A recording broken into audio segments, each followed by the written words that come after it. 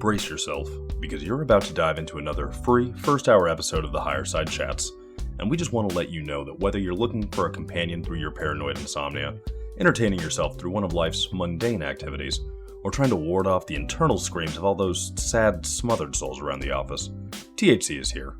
And you should know that every episode of the Higher Side Chats has an entire second hour for Plus members. Sign up at thehighersidechats.com and you'll get years of Plus show archives, lifetime forum access, a special invite to Greg Carlwood's monthly joint sessions, MP3s of THC music, bonus episodes, tour videos, and 10% off t-shirts, grinders, and whatever else ends up in the Higher Side store. It's $8 a month that you won't miss, so become a Plus member and treat yourself in these troubled times. Always action-packed and commercial-free, which means you'll unfortunately never hear my voice again.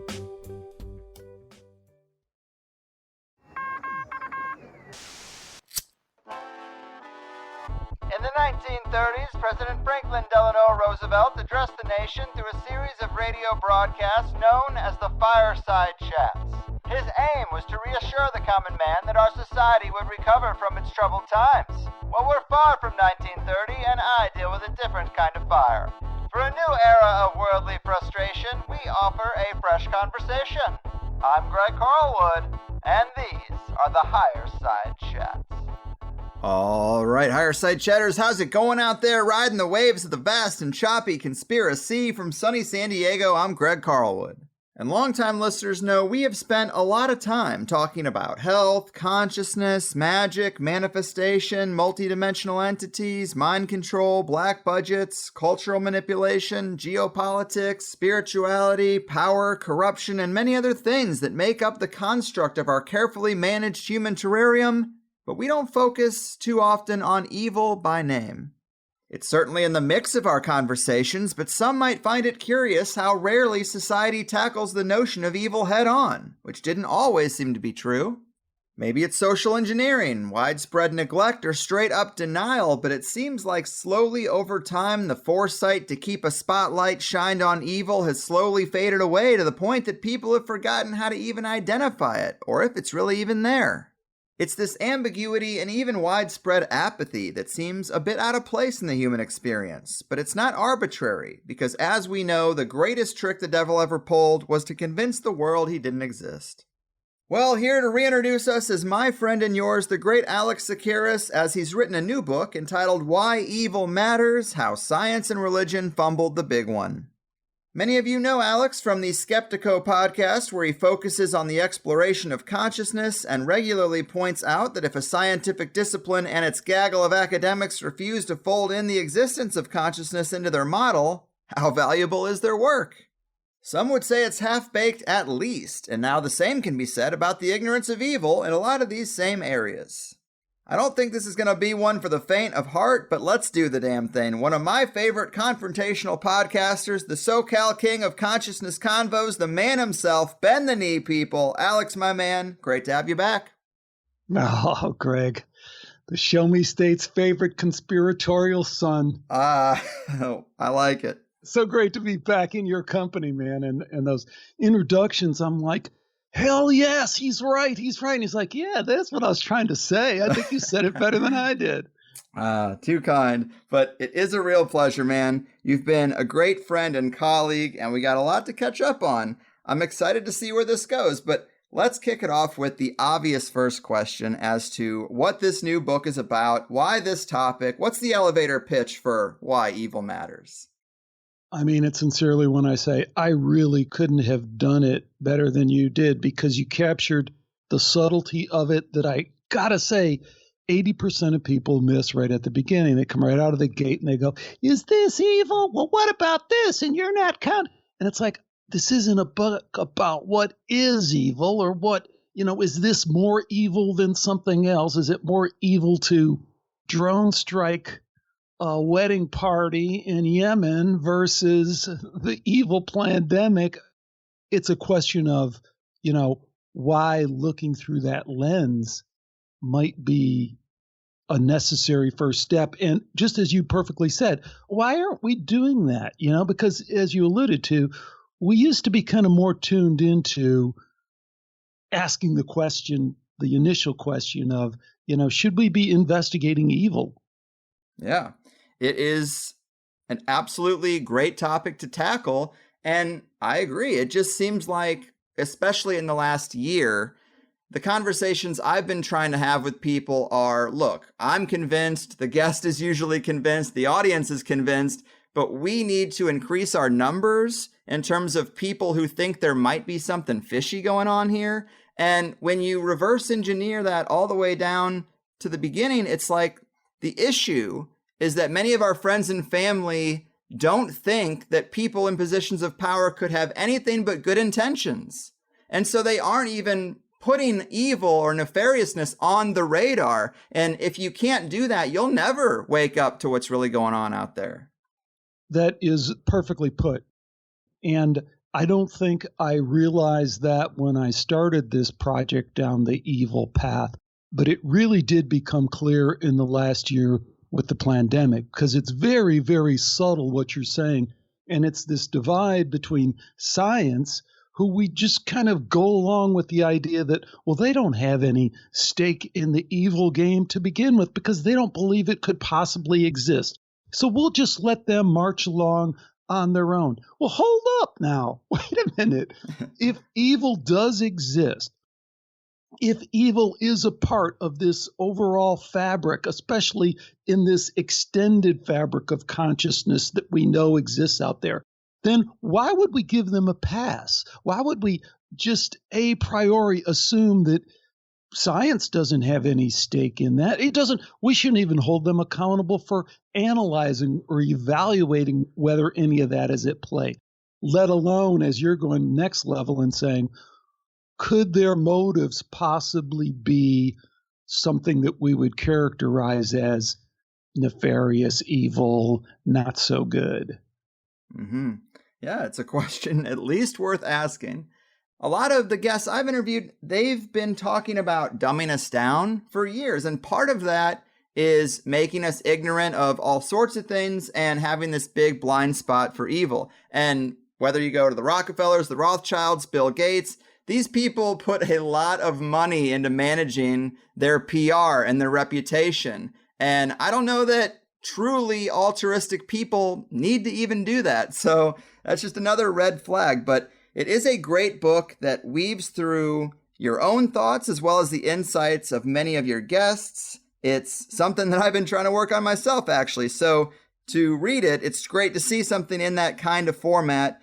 And it really explores some interesting ideas. But I guess when it comes to the guests that made it into the book, what do you think surprised you most about their reactions or responses when you'd bring up the notion of evil in these conversations? Well, it kind of came about almost the other way, Greg, where I kept bumping into it and then I kind of caught on what was going on. I start out in the book with an interview that I actually did a couple of years ago, and it isn't exactly where I was going, but was with an FBI guy, a guy who was an undercover FBI agent for like 20 years. And he was telling me his story about NAMBLA. Remember NAMBLA from South Park, Right. Because he was on the NAMBLA case. And the first thing he said is, you think undercover is what everybody in the FBI does. And he goes, actually, it's not like that. Because only a small group of people can really do the whole thing of totally getting in character and totally winning the confidence of these people.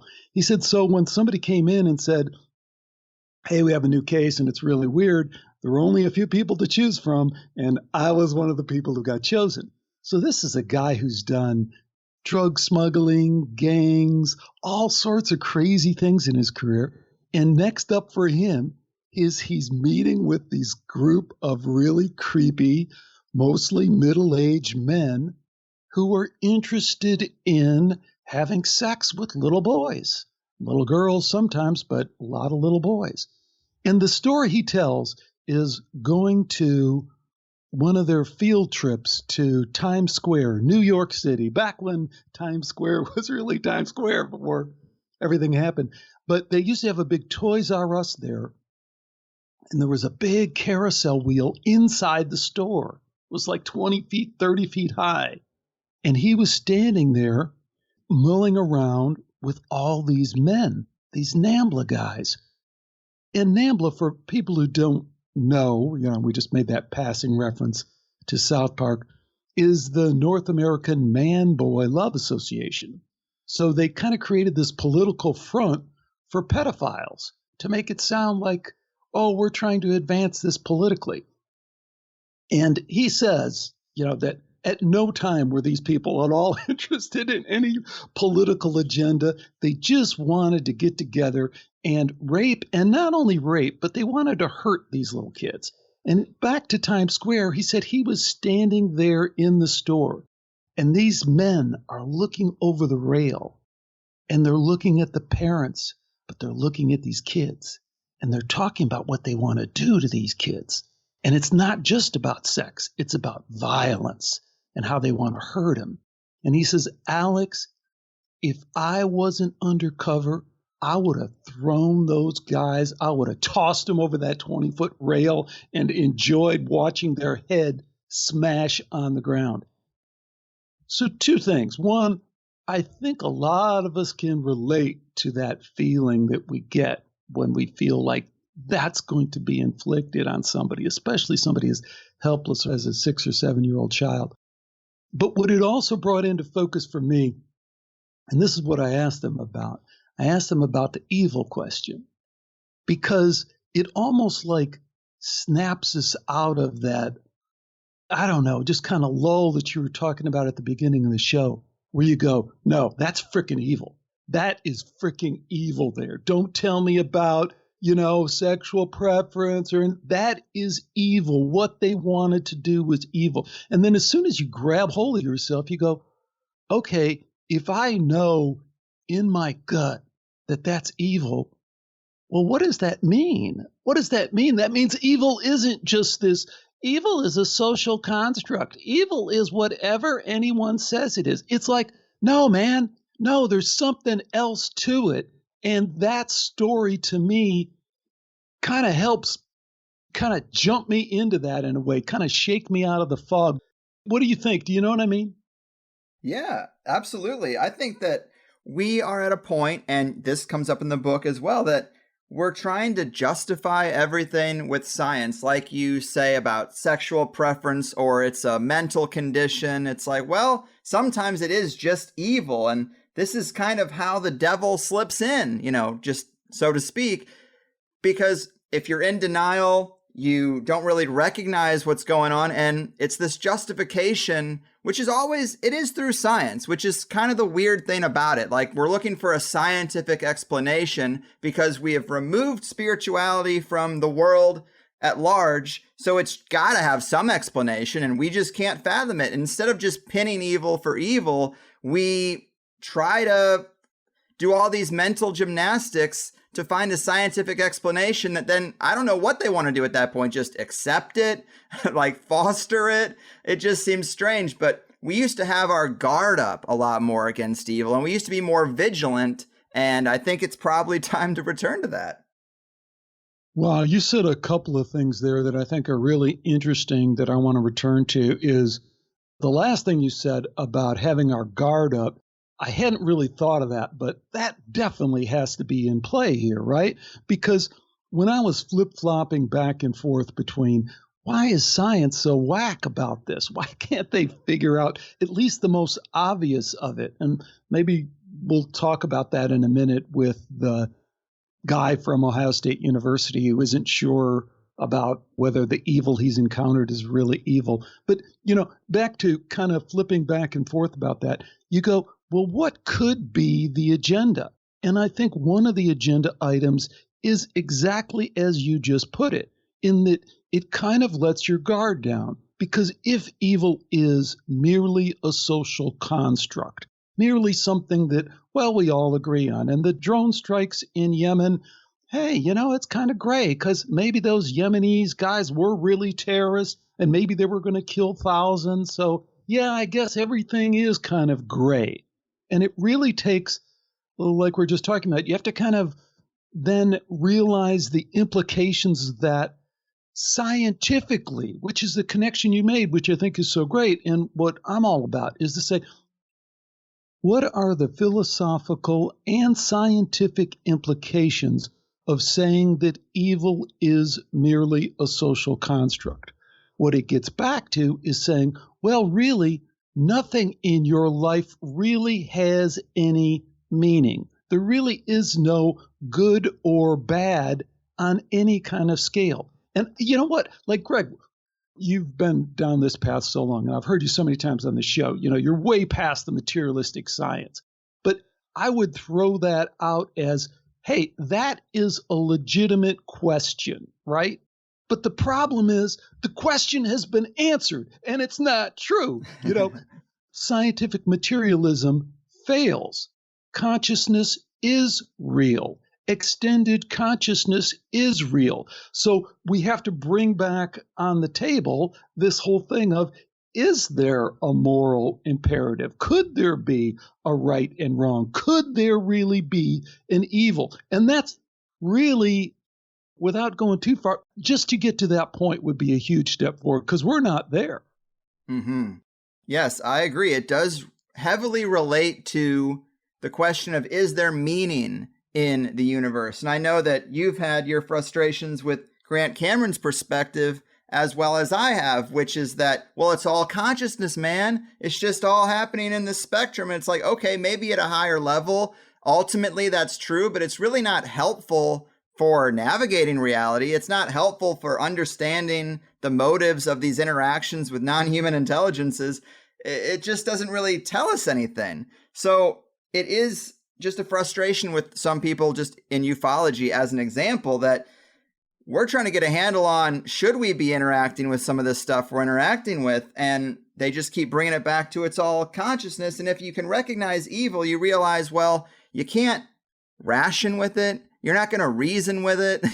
It just you should ostracize it from yourself and the people you care about. And there should be more vigilance about protection. But I didn't want to switch gears on you too much, but this is also interesting because you're always having this question about consciousness with the scientific community. It's in the book and in the show that you still have to have this consciousness conversation. And they're, in some cases, in denial or maybe even outward rebellion against the idea of consciousness being real. And it does make you wonder about the value of their academic work when they won't fold in consciousness at all. Well, let's apply that to what's gone on in the last year and a half, because the way you approach this stuff has been really helpful for me, because I apply that same sort of thinking to medical science, and that most of these virologists or CDC medical experts, I think they're largely in the materialist paradigm too. And so I ask, well, if you still don't understand or acknowledge consciousness, if you're not factoring that into what it is to be human, even if you have good intentions,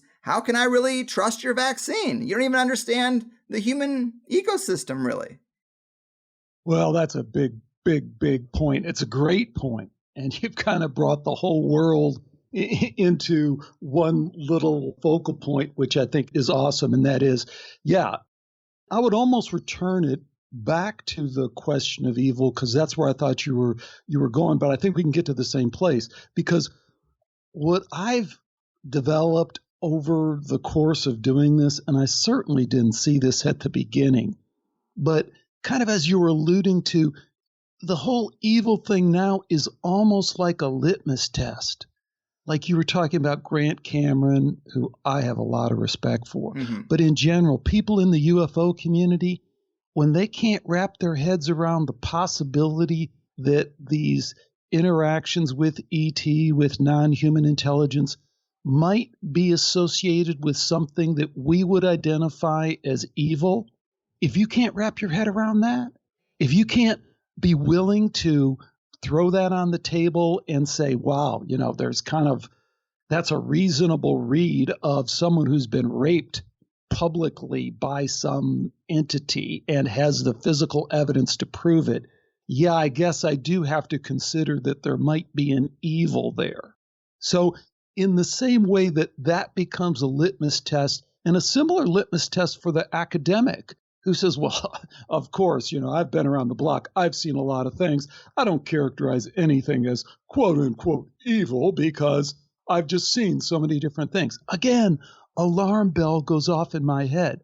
But to return it to the pandemic thing, 1000% agree with you that what we saw in the last year, to me, is I don't want to say the end game because we have no idea where the end game is going, Right. but it is definitely a consequence of the one dumbing down and also the manipulation of science and the total manipulation of science that does relate back to exactly what you said. If you are going to peddle the biological robot meaningless universe meme, and if you're allowed to get away with that, then it makes it easier to get away with almost anything. And to then do all sorts of scientific mandates. And then when people complain, they say, quit your damn clamoring about scientific studies and analysis. And I have a quote where the guy actually says that. It was about mask science, because we did a show about how science has repeatedly, when you do the careful, randomized, controlled clinical trials, all this nonsense about masks falls away. There's no significant difference in clinical trials. Of course, in the laboratory, you can show that a mask stops stuff from coming out of your face. We knew that when you went to kindergarten. Your mom said, Greg, cover your face when you cup. We knew that. But what they do is then they try and turn that into science when the real science says, and I'm getting a little bit off target, but it comes back here. The real science, as much as they've tested it over and over again, and they don't know exactly why masks don't work in terms of reducing the spread of the disease in the population, whatever disease that is, because most of that science was done not just in the last year, it was done 5-10 years ago, and they kept getting the same result. Gee, it doesn't lead to a reduction in the spreading. But my real point on all that was, if you go look at the shows that I did and the research, it's like, here's an official muckety-muck saying those exact words. Stop clamoring about studies. He's telling us, the public, stop worrying about the science. We'll tell you when to wear a mask, and damn it, we'll tell you when you can stop wearing your freaking mask. That is the end game that I think you're pointing to. If I can fool you about consciousness, if I can fool you about meaninglessness, if I can convince you that the love you feel for your partner, for your parents, for your kids, that doesn't really exist, that it's just a trick of the mind, well, then I'm well on my way to convincing you of any kind of bullshit scientific study I put in front of you. Yes, man. That is so well said. And that is why it is so important. Ignoring evil and ignoring consciousness or extracting them from the public mindset, they both have similar effects. And yeah, it's like science wants to tell you that love you feel is just chemicals. Just chemicals, doesn't mean anything. And they'd say the same about psychedelics. It's just chemicals in your brain. You're poisoning yourself. And so you have these odd effects. And it's like, no, experience it. And what it really is a peek behind the veil. Yes. And you could say the same about love too. Love is something that shows you there's meaning in the universe. And science is this huge field that's ripped both of those things away from the public consciousness, but it also operates on this the ends justify the means kind of thing. I mean, think about all the even just animal torture that goes on in the name of science that we turn a complete blind eye to because, well, ultimately it's for the greater good. Well, they've also tested a lot of stuff on mental patients, people in prison, kids in orphanages, kids in the third world. I mean, Pfizer just lost a giant lawsuit for damaging African boys with a vaccine. They got meningitis and they lost this lawsuit. And my mind goes to, wow, they must have really screwed up. The case must have been pretty clear because little boys in a village in Africa don't really have a lot of legal resources, and Pfizer does. So for Pfizer to still not be able to win that fight, I mean, that's interesting. And should they be injecting people with something now? Like, I think the whole history of science and medical science in particular, it's full of evil, but we don't call it that because, well, they're trying to improve the world. And it's like, well, show me the fruits of that. Show me that. Because if you're going to say this campaign is trying to make the world better, I just don't see it.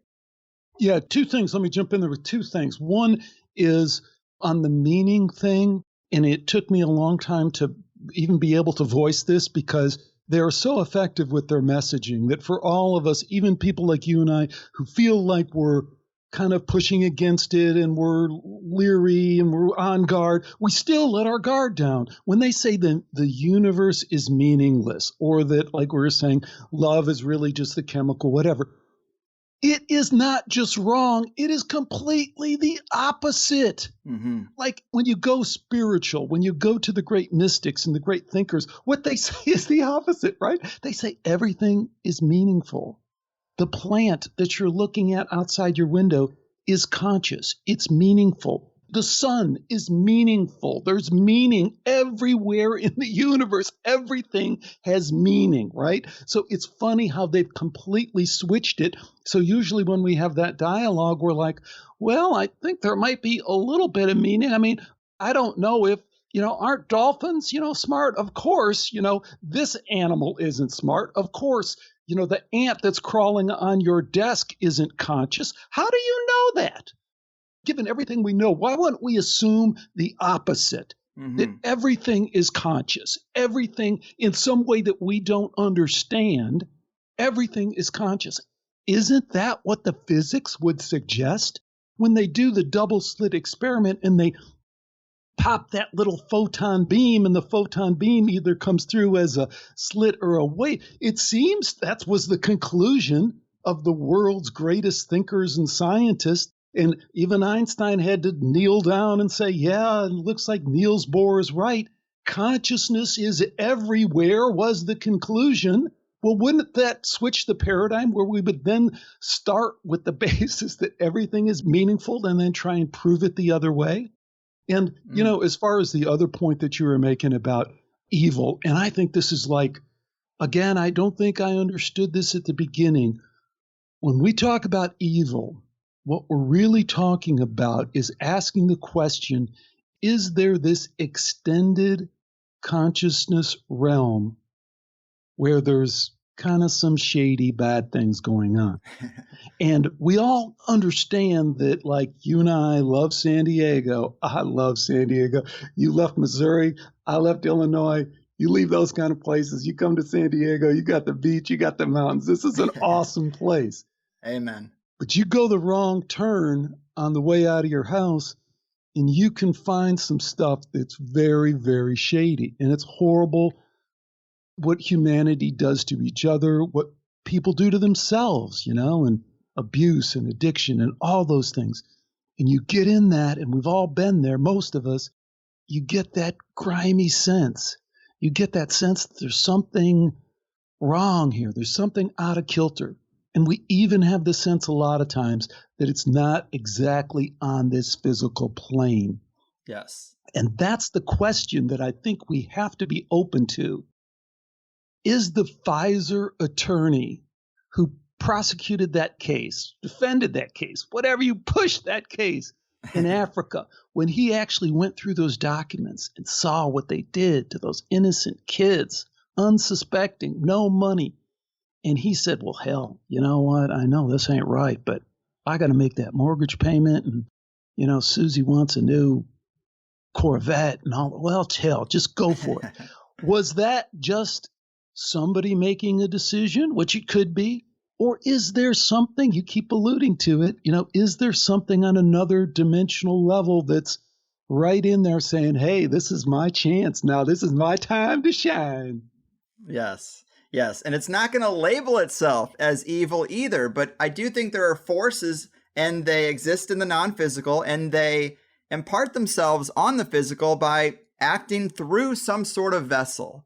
And that vessel is obviously a person usually, and I think oftentimes people of power. I've interviewed people who look at the world of magic and spirits, and some of them conclude that it seems like spirits are really attracted to power, and they're intelligent. They can tell where power is and where it isn't, and they kind of congregate around it because I think what they really want to do is exact influence. And so they're going to people who can do that. And, I just saw before we started a little video of, Elon Musk's Neuralink, and it's implanted in the brain of a monkey, and this monkey's playing Pong on a screen with just its mind.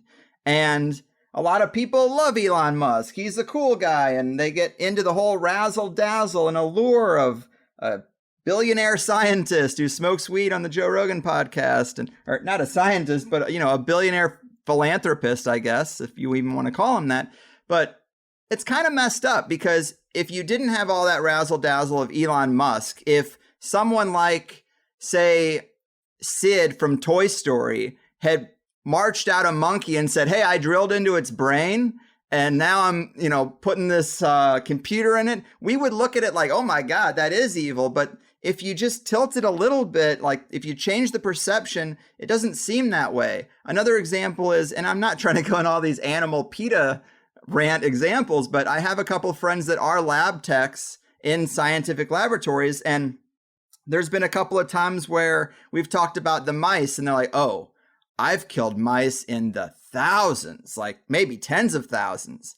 And I'm just like, well, I guess they're just mice. But at the same time, what is that doing to your psyche? That's kind of fucked up. Like, to say you've just ended tens of thousands of lives. I mean, I don't know. It just seems like science has baked into it this cost that, like, for us to figure it all out, you're going to have to break a few eggs to make the omelet, as they say, That's such an excellent point. And what I can especially relate to, identify with what you're saying, is the questioning part of it, because that's really where I'm at. I don't know. I can look at it, both ways. We often talk about this empire as if it's something that is not within us, or we are within it. We are co-creators not only of our reality, but of this machine that we've created that has all these advancements. And sometimes, if the whole thing was laid out to you, you might say, okay, I guess go ahead and kill those mice. I guess that is for the greater good. And then I think there's other times it really is a gray area. There's other times where you say, I really think that lipstick can be tested just as effectively on, I don't know, a window or something. So, yeah. But the questioning, the saying, if we're able to now at least start setting out some parameters that there is really this realm, perhaps, and this realm doesn't always have the best intentions for us, for humanity, for our soul. If we're able to at least start that dialogue, maybe we could nudge a little bit closer to having more reasonable answers to those questions that we could at least feel good about and say, I don't know if we made the best decision, but I feel like we at least factored in more of the variables. Yes, I agree. And the theme of social engineering comes up a little bit in the book. It weaves throughout in a lot of different ways. The question of how have we been conditioned? And this might be a weird one to bring up, but I find that when I try to have these types of conversations with those same industry friends that are convinced there's no evil in medical science, I bring up eugenics and how it pretty much always advanced through something under the umbrella of science. And they say, well, eugenics is gone. Right. It died out with the Nazis. Right. Obviously, they don't know a lot about Project Paperclip, but the evidence they have cited to me for their confidence that eugenics is gone is things like, well, the CEO of Pfizer is a black woman now, or the head of the CDC is an Indian man. I don't really know who's who, but I was just surprised to see it reduced to that kind of thinking, that the emphasis liberals have been conditioned to put on identity politics and race lately comes full circle into, well, these people can all be trusted now because they're people of color. Thorny stuff, but it is just strange logic that this is a type of thinking that was clearly engineered in liberal politics, and if evil creeps in from something in the extended consciousness realm, like you were saying, then who the CEO of Moderna is at a given time probably matters even less. But it's not always going to be obvious who the bad guys are. They don't wear a badge. They don't even think they're bad usually. It's complex. And even though to some of us it's hidden in plain sight, to a lot of other people, the majority, it's still just very much hidden. Well, I'd almost jump that 2 steps forward, because I think the social engineering part of it is really difficult. Like you said at the beginning, it's really hard for a lot of people to wrap their head around that, because it is paradigm shifting in a fundamental way when someone confronts you with the fact that you've already lived through social engineering and then points out examples. Like, I've been driving the Gloria Steinem example to death, and people get tired of hearing it. But, go YouTube, listen to Gloria Steinem in her own words say, yeah, I was working for the CIA. And then go just one step further and find out that, no, man, she wasn't recruited by the CIA when she was in the women's movement. She was in the frickin' CIA, and they gave her an assignment to go co-opt the women's movement. And they say, okay, well, whoa, geez, and you wrap your head around that and you go, okay, but isn't it good that we had changes and there's more freedom for women, and wasn't it really screwed up? And shit, you think back, women didn't even have the vote until 1920. You're like, how crazy is that, Mm-hmm. But then you get your wits about you and you go, but wait a minute. Why is the CIA even interested in that? Take away the fact that they did it. Why are they interested in it? Well, maybe it's because this social engineering thing is always in play. They see that as their job. And when I say they, I'm not talking about the CIA only. I'm talking about we all feel it. You and I talk about it as if it's just ordinary stuff, although 90% of the other people don't. And that's that there is a they that thinks they are responsible for controlling everything. And they do stuff like this on a regular basis because, man, they just think it's their job. But if I could, I want to connect that with the evil thing in a way that has really just come into focus for me recently. And that's this idea that we all live rich spiritual lives. We do. We're enmeshed in this larger consciousness that we're talking about. And some of it isn't so great, like we're talking about. But some of it seems to be pretty amazing. It seems to give us, love and compassion and humility when we tune into it. And we're always in that soup of choosing and letting some in and letting some out. And we're all doing it. And that woman who got, the fake promotion and all the free stock at Moderna that those criminals gave her, you know what? However good or however bad she is, she still wakes up at 2:00 in the morning with the same kind of spiritual questions that we all have. What is my soul? What will happen when I die? How can I be a better parent, daughter, whatever? I mean, we're all in that. And I think that when we talk about anyone as if they're not part of that spiritual soup of good and evil in this broader way that we're talking about it, I think we risk becoming just as bad as they are, if you know what I mean. Yes, well said, well said. And to get back to your book a little bit, I liked the excerpts from your interview with Riz Verk, a name I was not familiar with, but you talked to him a lot about AI, a subject that you know well as you were studying AI before you got out of college, I believe at a PhD level. And obviously a lot of things have changed since then in the realm of AI, but talk to us about how these themes of AI and evil actually relate to each other. Well, I think Riz Verk is really an amazing guy, and I really enjoy talking to him. There's been a couple other guys where I've kind of gone geeky a little bit because, I was in the PhD program at the University of Arizona, and I really was wanting to do this AI thing. And then I left and I started a little AI company back when expert systems were kind of the rage, and expert systems was this idea, like one of my clients was DuPont. You want to go total dark. Uh-oh. But in DuPont, they had hundreds and hundreds of these chemical engineers, some of the best in the world. And they were sitting around going, wow, what if that guy leaves? What if that guy gets hit by a bus tomorrow? Don't we want to have some way of codifying the genius that he's amassed? And they thought that expert systems would be a way to do it. And expert systems would be a way that you could kind of ask a series of questions and come up with the answer. So if you're trying to do some kind of complicated process to get plastic to do some weird things, this guy might go through and ask this question after that question. If you answered it this way, then he'd ask this question. So that was the idea.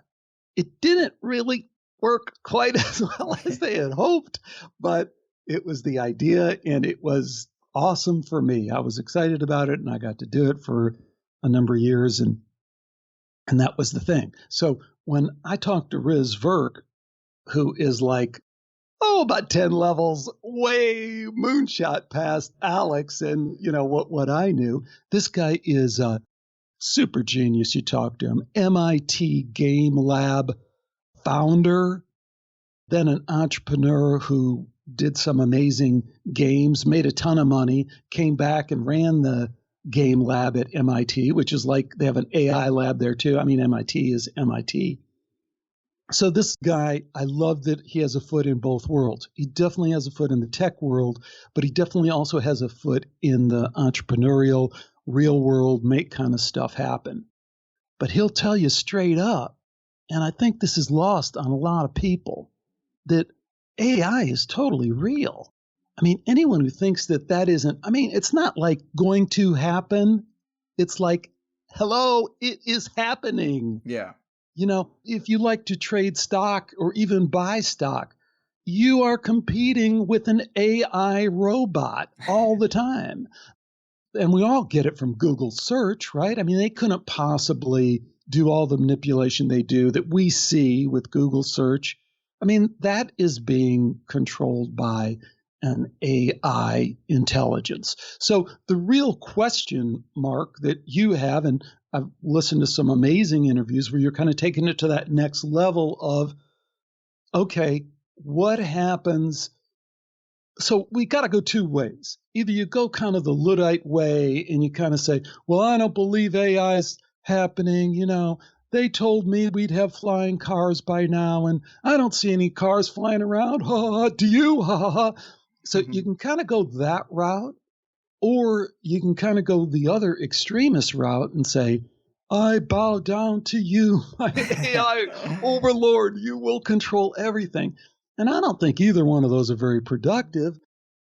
What I think we need to do is, again, kind of apply the same kind of thinking we've been talking about in terms of the reality of consciousness, the reality of the extended realm, the attempt that we've seemed to have to want to engineer that, because that seems to be at play. And when we want to talk about some of the dark stuff, and maybe we'll talk about MK Ultra, and maybe we'll talk about satanic ritual abuse, because when you do, you're going to find that what they were trying to do was weaponize extended consciousness in very kind of a way that a computer programmer would be comfortable with, in a way. So is there that engineering part of this extended realm? And that's the kind of conversation I think we need to move into if we're really going to get serious about understanding what this AI might mean. But I'm super interested, and I couldn't mean this more sincerely, what your opinion is on that, because I've listened to some of the interviews you've done, and I think you're very much on the cutting edge of stitching some of those pieces together. So where are you currently on that? Well, I try to stay pretty neutral and just ask the questions, but I have a lot of concerns about AI. And the reason I asked you that question was really just to lead into this more extreme aspect of it.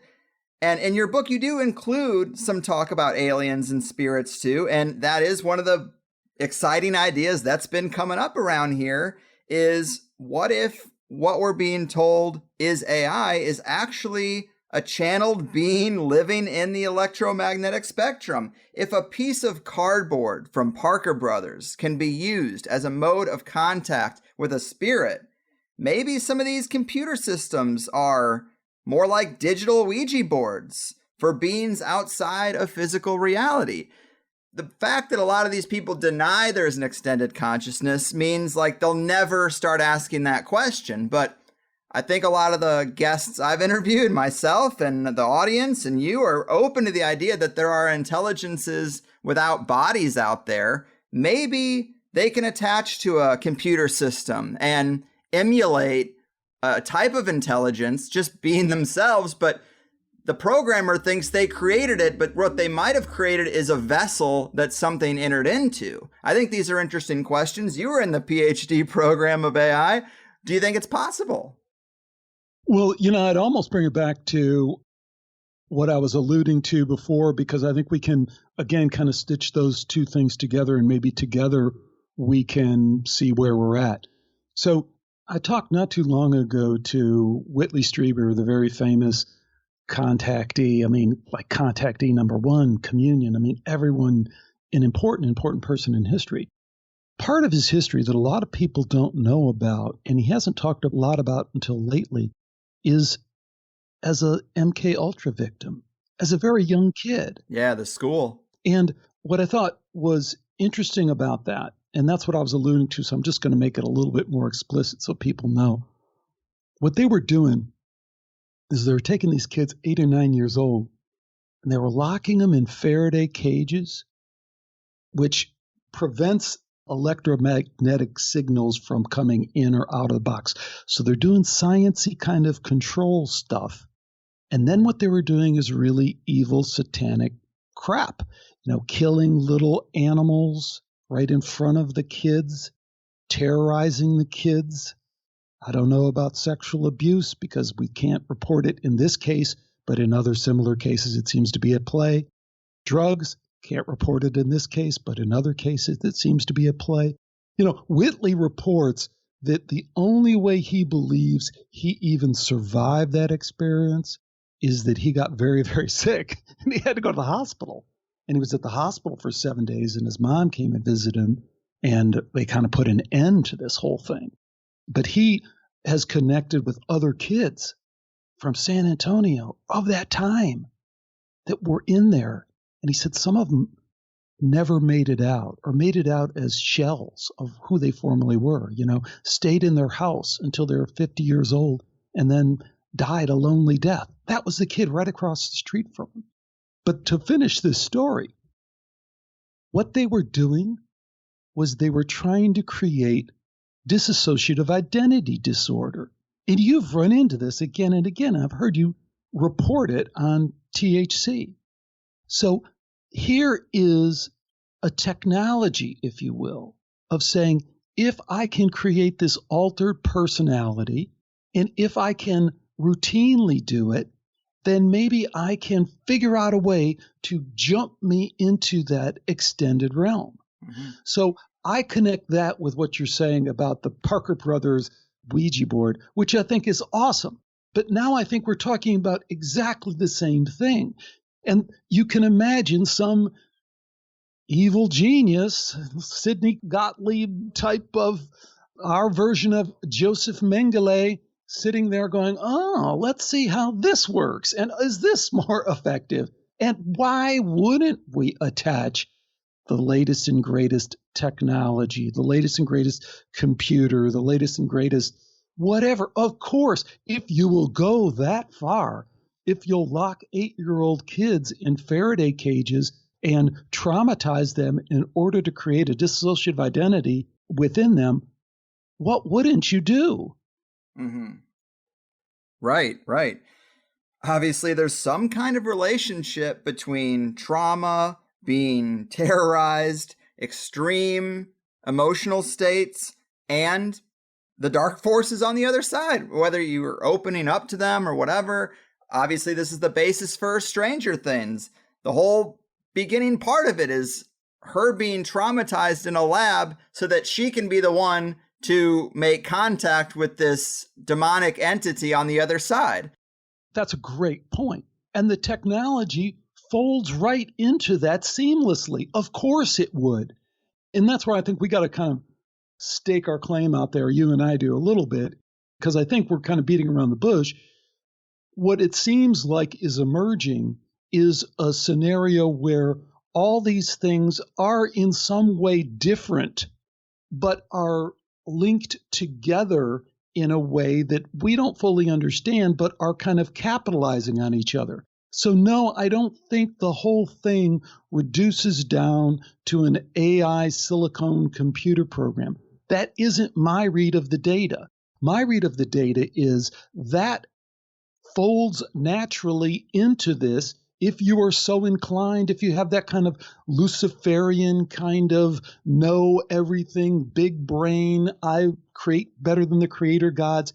If that's your energy, technology is going to fold seamlessly in, but so will a lot of other things. So will a Golden Dawn and OTO and chaos. A lot of things will fold into that same energy. And that doesn't mean that we can paint it all with a brush and say that it's all evil. It's all an energy out there that has potentiality. It just seems like that potentiality is pretty highly charged on the negative side. Yes, I agree. It's like we're talking about a mindset that extends beyond just MK Ultra and satanic ritual abuse. It's a similar mindset, but it seems to be applied in Silicon Valley in certain ways these days. Totally. But if that is the plan, if they're still trying to weaponize extended consciousness, I think it's just a little harder to visualize or contextualize what that looks like in the AI computer space other than some kind of digital Ouija board. How else do you think it applies? I'm not so sure that's the right question.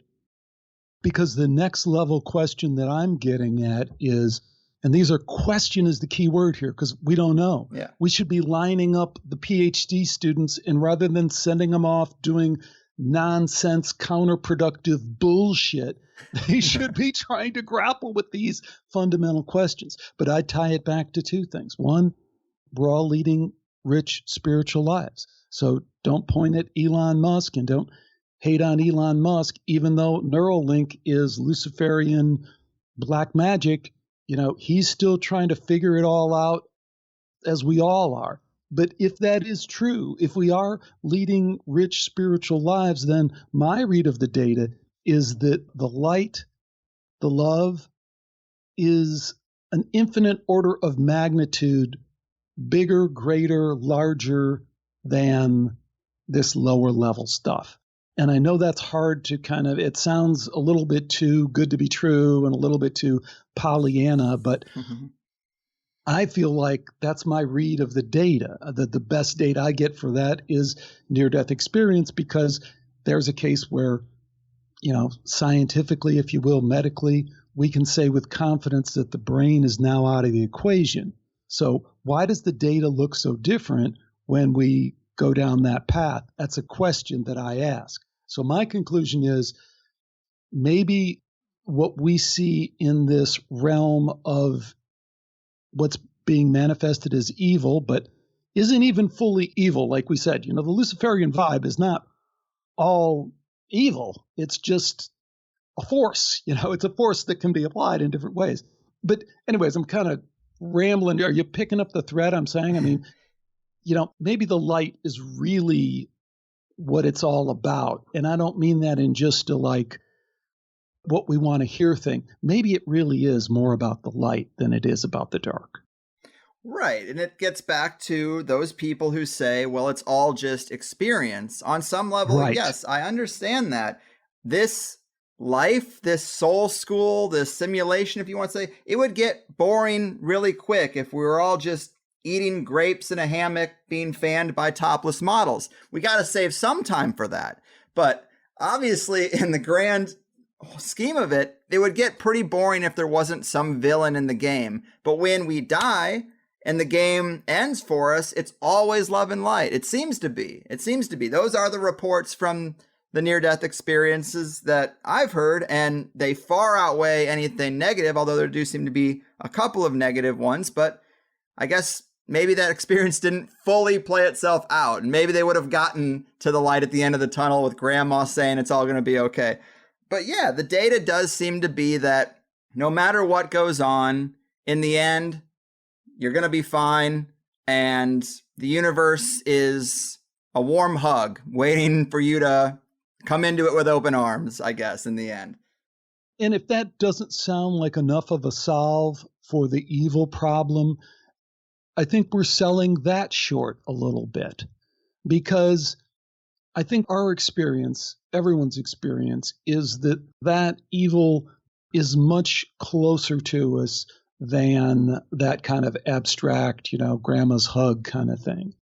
We all get the sense that we are in the middle of the soup all the time, and that whether it's the racing thoughts in our head, or whether it's the screaming at our loved one, or whether it's a lot worse, which all of us have probably engaged in things that are like that.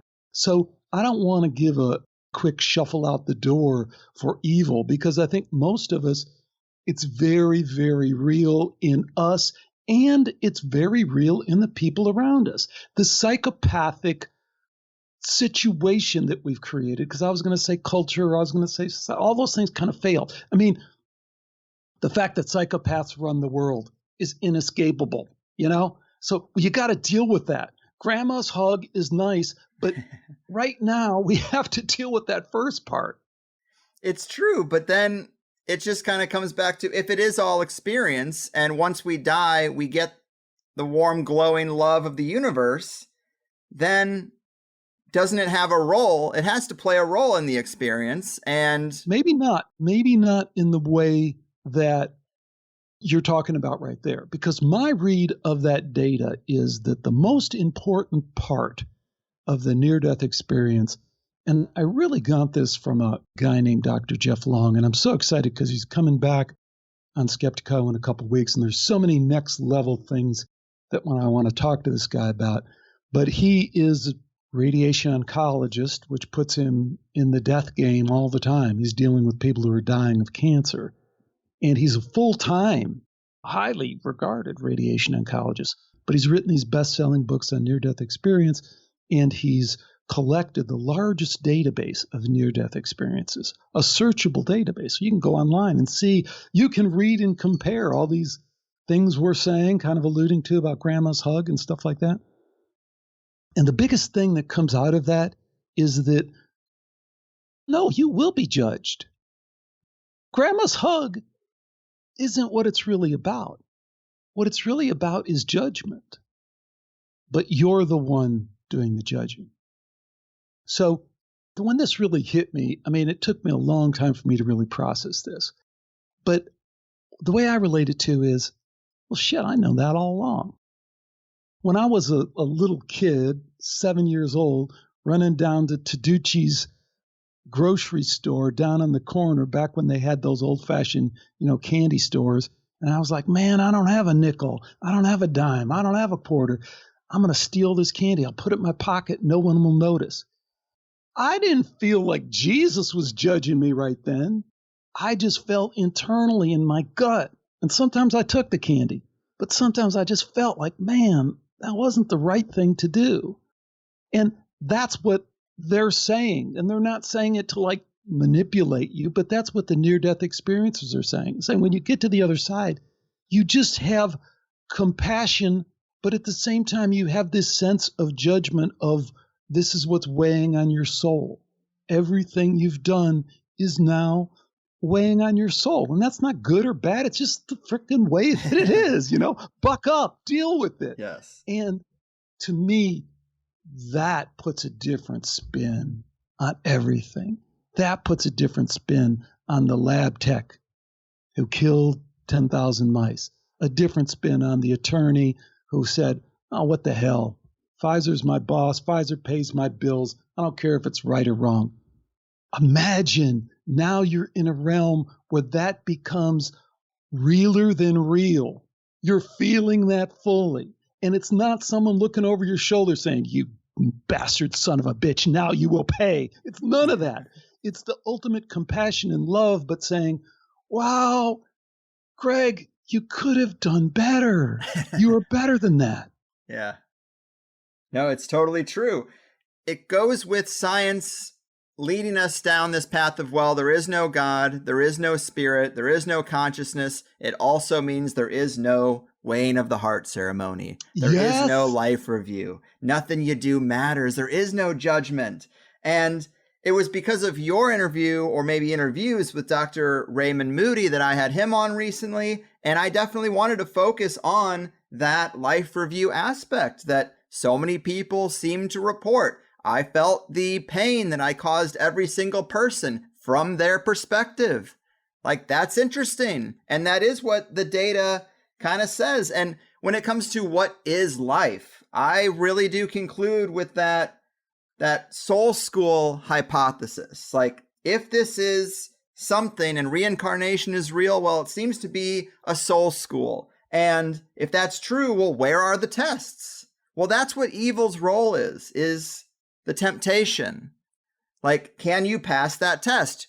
We finish a life, it's pass, fail, and you either go on to something else that we probably never will understand until we get there personally, or we fail and we come back and we repeat the process. But without evil being here, without some temptation, there is no test. And it's kind of like Jordan Peterson would say, you can't really be a good person until you know your capacity for evil. We all know ignorant people. We all know really simple-minded, nice guys that have would never hurt a fly or anything. And it's like, well, have they really wrestled with the damage they could do? Is it a choice for that person? Because it seems like that person is just so simple-minded, they're doing what they're told and following the teacher's good lessons and leaving them an apple on the desk every Friday. And it's like, they're just a good little pet. But no, a lot of other people, they deal with their shadow and they recognize, oh my God, I can really crush lives. Like, I can do some real damage here. And now I'm going to choose to not do that. In fact, I'm going to keep my shadow in check. I'm going to integrate it into myself or something, but I'm going to overcome that. And if the universe is a soul school, and I think that's the best hypothesis we got, there have to be tests. And maybe that's evil's position in the game. And I know we're a little past time here. I hope that's okay. But as we're starting to wrap this up, you know, your show has been really on the money these days, and your finger is on the pulse of what's happening in cutting edge science. I'm curious if there are any new books in the scientific exploration of weird stuff areas that you think are must reads. The virus has taken up so much energy. I haven't even really dove very deep into what else is happening out there, but are there people that are, you think, maybe good interviews for THC of a more sciencey flavor that I should look into? Oh, Greg, I wish you wouldn't ask that. I'm in a total different thing, man. My headspace has been in the Romans.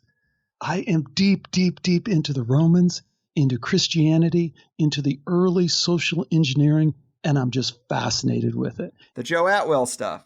Well, Joe Atwell is awesome, but he's kind of missed the first conspiracy, which now I've bounced it off of enough religious scholars and gotten that blank stare or that outright hostility that I feel very confident that the evidence is overwhelming and it's true. And the bad thing, I guess, about skepticos sometimes, and I think it does frustrate people, is people had to endure a lot of interviews about evil. And it's like, there's nothing else going on in the world right now because I'm interested in evil.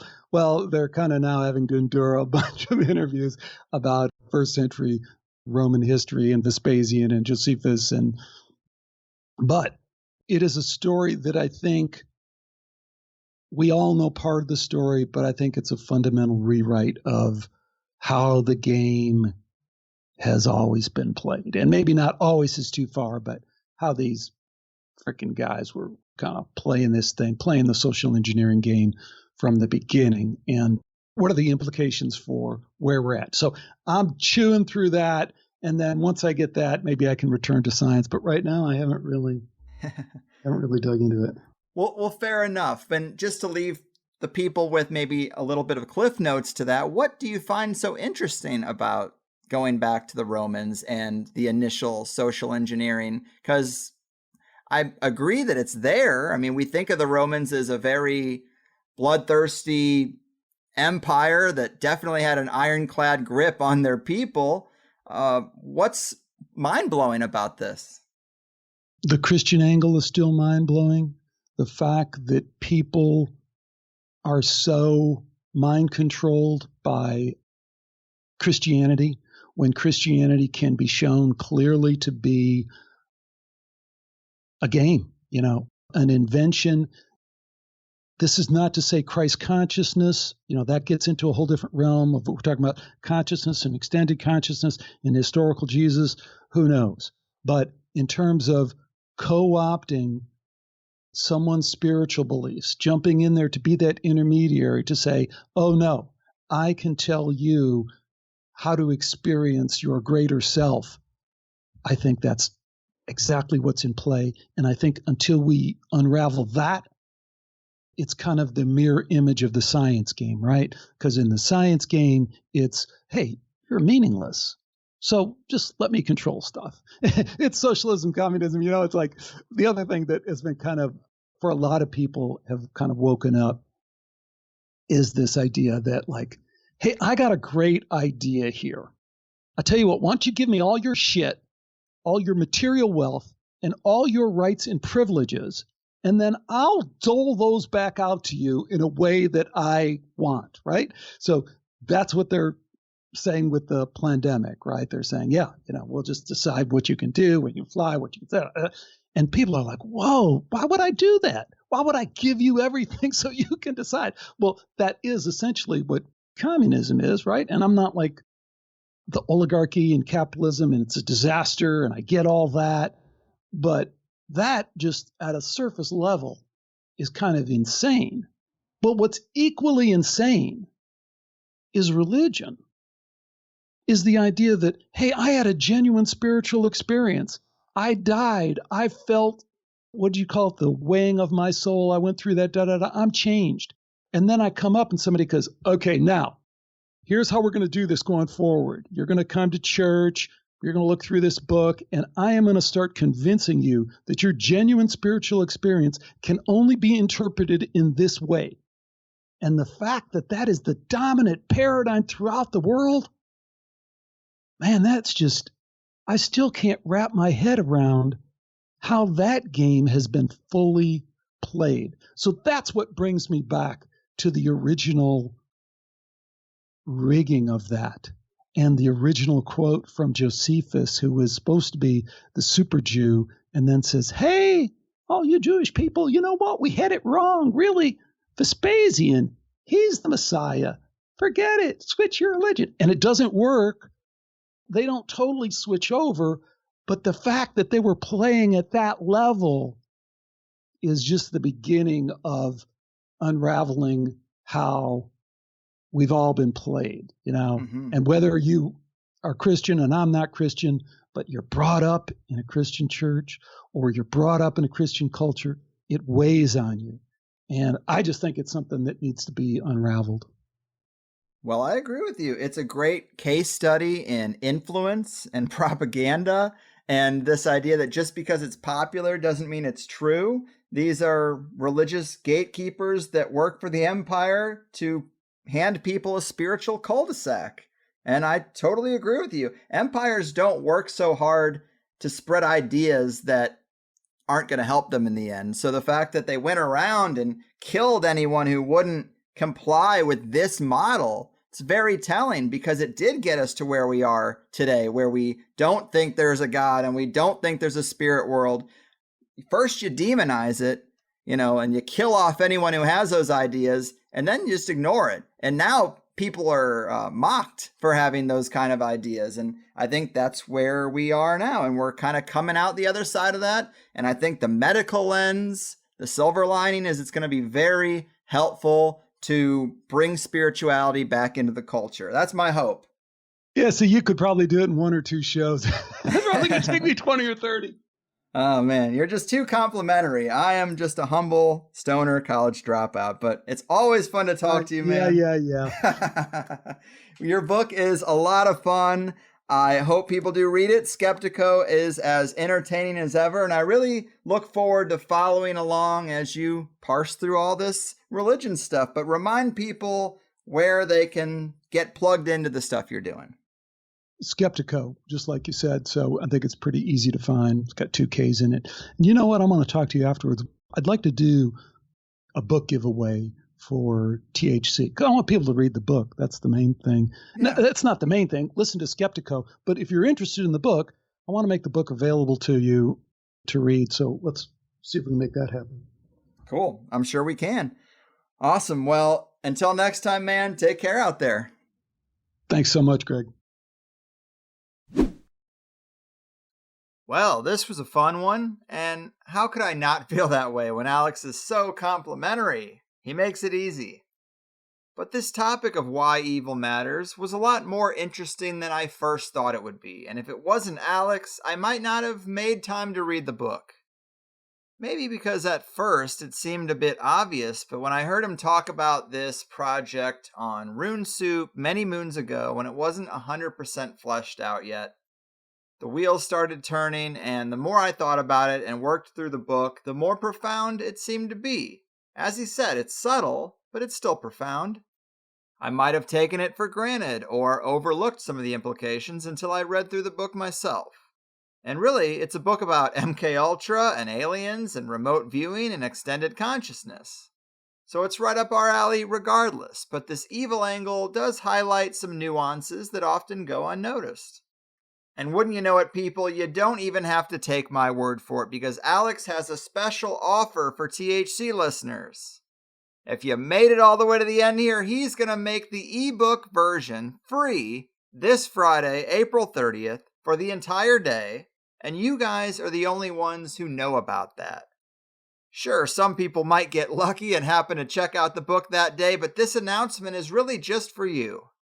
So why not hop over to Amazon, download it, and check it out for yourself? No coupon code needed or anything. Maybe you could give him a good review or shoot him a message that you appreciate it and thought it was a good show today. But no strings attached, just free. Man, it must be nice to sell off your tech company at the height of the boom, right guys?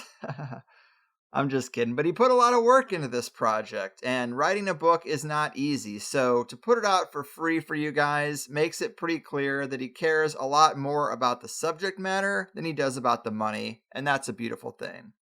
So this Friday, April 30th, don't sleep on it.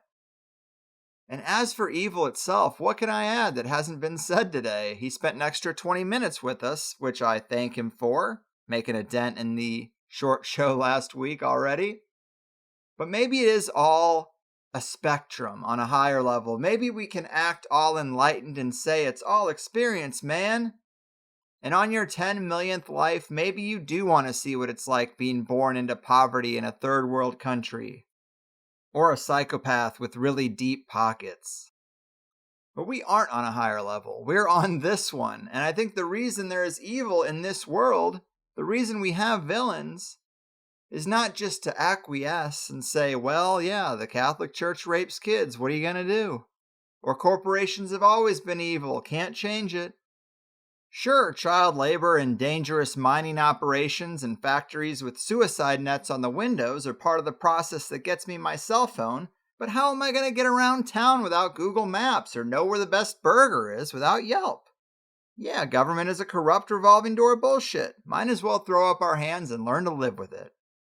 I don't think those are the right attitudes. If this is a learning or growth process of some kind, if there is a purpose to life besides getting high and getting laid, well, I think it's to push back against these forces. And I'm not saying storm the Capitol. We don't fight violence with violence. I think that's another lesson in this reality. As Gordon has said, sometimes you don't get to fight Sauron and all that. But you can push back living by higher principles, having some self-discipline, and of course things like making art and spreading love, all the cheesy hippie stuff, I think actually has merit. I understand the notion that events on this earthly plane might just be some kind of cosmic theater. I'm down with that. But when that perspective is generally promoted, there's a subtext that I feel I pick up on sometimes that insinuates that since it's all theater, just keep letting the kids in Africa starve. Don't worry so much about the abused or fixing a problem like human trafficking. Because it's all part of the show, the range of experience. It's all just energy. It's all neutral on a higher level. And let what happens happen. Well, I don't see it that way. If this is all theater and we're just playing parts, then you got to play the part of a person who pushes back. Maybe it's not just theater, but it's a soul school, one that doesn't want you to be apathetic towards evil. Spotting evil is supposed to be a call to rise to the occasion, not to shrug your shoulders and say, "See you on the astral plane where we'll all laugh and hug it out." It seems to me that the most legendarily bold and admirable people had this enlightened sense that the physical world is not the main game in town, and that fearlessness allowed them to be proud of the way they stood up to evil or fought back against it. I do my part, but how many of our careers and personal lives are aligned with the greater good? Even if it's just passive. I mean, really, I'm just tubing down the lazy river of resistance and finding what I think is a perfect balance for myself between success and service. It works for me, and my guess is that there's a way for a lot of people to make some sort of pivot towards that. And if you're brave enough to try, well, cheers to you. It's scary sometimes. That illusion is persistent, isn't it? The lesson is not to just realize it's all a game. The lesson is actually to step up to the plate and play your part in the game. Put that on a t-shirt, kids. But I think that's one of the main important layers to Alex's inquiry into evil. This acceptance we see from a spiritual perspective with the enlightened it's all consciousness folks, the acceptance of it from the scientific perspective where it's just a chemical imbalance or a sexual preference or something that's just part of our animal instincts. Those socially engineered mindsets really do get us to accept a lot, don't they? I mean, does the whole thing really need to be more complicated than evil is a force in reality and we're supposed to resist that force, or at least make an equal amount of good? Some people are too dumb to see evil as evil, and they got a lot of lessons to learn, and they'll be doing this soul cycle for a long time. But if you see it, and you can't fight it with brute force, you can counter something like Bayer Monsanto by growing your own food and encouraging your neighbors to do a food swap. That's making your whole neighborhood healthier, happier, and taking money out of the pockets of those same forces doing so much damage. Be a steward of the people in your small circle. This isn't new stuff, and you know what you need to do, and you know if you're doing enough of it because you can feel it. As Alex said somewhere in there, you will be judged, but you're the one doing the judging. This is probably why that life review happens and you experience a range of things from another viewpoint. It just needs to be shown to you, and the morality of it should be self-evident. It feels like the universe saying you could have done better, like a loving parent would, who might just be a little disappointed. I think you know if you passed or failed. This world is so full of hierarchy, it's hard to avoid that type of thinking that some supreme being is going to be the judge, jury, and executioner. But I think Alex is right in that we do the judging, and we might be in a situation where we can't lie to ourselves at the end of the game. We know how we felt. We know why we did what we did in this life. Can Elon Musk stand up straight at the life review and say, well, I just wanted to explore the mind and push on the boundaries of reality. I'm not ashamed of that. Sorry about chipping all those pigs and monkeys along the way to digitizing the human brain. I guess only he can answer that. But I thought this was a good show. Alex always flatters me a lot. It's very kind of him, but I do feel so ignorant and uneducated. Maybe it's something like the difference between wisdom and knowledge, because you can read all the books and get the degrees, go through the system and get a master's. You're going to know a lot more about, say, virology than me. But if you don't factor in greed and corruption and corporate malfeasance and basically evil, those blind spots almost make your whole body of knowledge moot. It's very much the same as what Alex always says about consciousness, I say about conspiracy. Look, you're missing this giant piece that actually affects everything. To pretend it's not there is to miss the boat entirely. Structural engineers can do all the mental gymnastics and physics calculations they need to do to convince themselves that two planes took down the Twin Towers. Do they know more about structural engineering and physics than I do? Of course. But what's it all worth if they can't wrestle with the concept of a false flag and a coordination between government and media to convince the world otherwise? Maybe engineering knowledge at a PhD level isn't really what's needed to figure this one out. Anyway, as for the Plus show, we talked a lot about the various angles and camps and alternative researchers on the circuit talking about COVID. And it got a bit spicy there too, because he's not shy about calling out ideas he thinks are stupid or people he thinks are flat out wrong. Alex said several times that he's not afraid to be wrong, and he really isn't. It's something I admire about him. He's excited by challenging ideas and having his own ideas challenged. And he operates his show from that place. I say he does confrontational interviews, but I don't even think that's the right word for it. He's just got his pride so well in check that he is totally okay with being wrong and assumes some of his guests would have their pride in check similarly. And when they don't, that's when we get some fireworks. Think about my only 2 shows that have had fireworks, 10 years, and we got one Jan Irving and a Stephen Greer. Notice anything similar about these guys' personalities? Do they have their pride in check? I'm not so sure. And it got really good towards the end there, because when it comes to Alex's background, I appreciate and respect his experiences in the business, tech, venture capital space. And I know he's open to some pretty radical things, but I think he was kind of calling me out for being too trusting or being naive about this perspective that commercial corporate science is not allowing some of these Tesla tech type people to break through. And I think that he thinks that I might not be giving enough attention to the fact that these guys can be deceptive and dishonest too. He's probably right. I think we all make mistakes, but we do what we can, right? I'm actually recording an episode with George Wiseman very soon about Brown's gas that I think is a great illustration of the point I was making to him, that some scientific discoveries and technologies are simply off limits in the Western capitalist corporate dominated system. There are some technological and scientific roads you cannot go down. Venture capital be damned. But I still think it's a lot of fun to talk about. And to put a finer point on the plus portion topics, we discussed lessons from being in recovery, Dr. Tom Zinzer and his work with the spiritual entity Jared.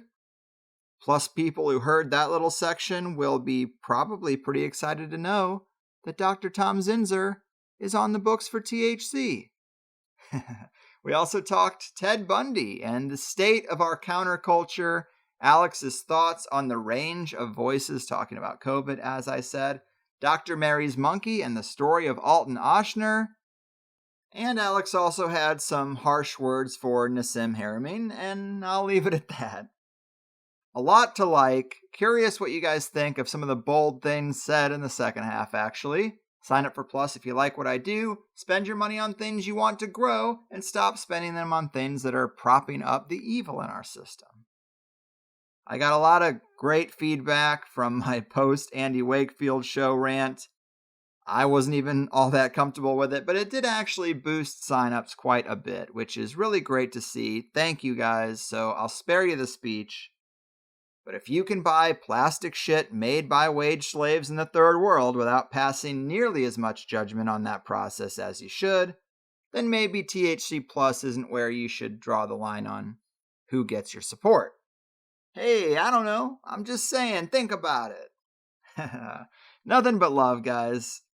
Let's be the change and all that. Make sure to pick up Alex's book for free this Friday on Amazon. Check out Skeptico. He does an awesome job. And I'll see you next time. I've done my part. Your move, evildoers, people screwers, and agents of the big bad machine. Your fucking move. They built a little empire out of some crazy garbage called the blood of the exploited working class. But they've overcome their shyness. Now we're calling them your highness. And the world screams, save me, THC. They destroyed the bonds of friendship and respect between the only people left who'd even look them in the eye. Now they laugh and make a fortune off the same ones that they tortured. And a world screams,